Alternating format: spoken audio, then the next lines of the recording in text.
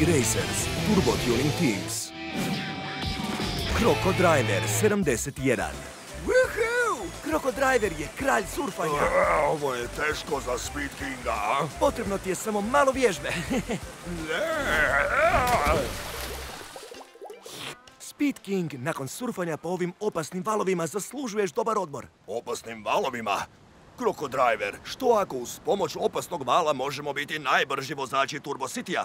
Zvjerske li ideje? Ja želim biti najbrži. Speed King će biti graditelj, a Kroko Driver vozač Wave Race-a. Wave Race katapult lancirat će tvoj auto najvećom brzinom svom snagom plimnog vala. Baš impresivno. Daj da ga sada ja isprobam. I imaš savršen auto za to. Ovo je zvjerski! Požuri, želim isprobati ovaj auto odmah. Sve je sređeno. Napunit ću pogon i lansiranje! O ne!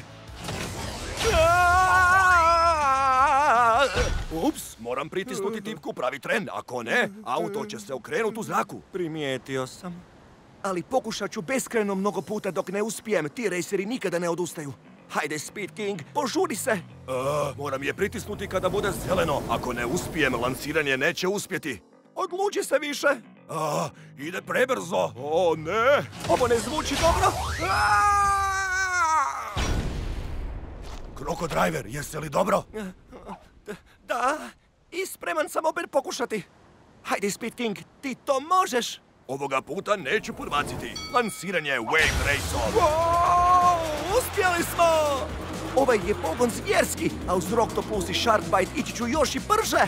Rokto Plus, jako ljepljivi pipci tijekom utrke. I Sharkbite, prednji dio morskog psa koji grize žvaće i smlavljuje rezultate tvojih suparnika. Ja sam Kroko Driver, najbrži i najzvjerskiji vozač u cijelom Turbo Cityu. Ne zaboravite nas lajkati i pratiti naš kanal. T-Racers Turbo Tuning Teams.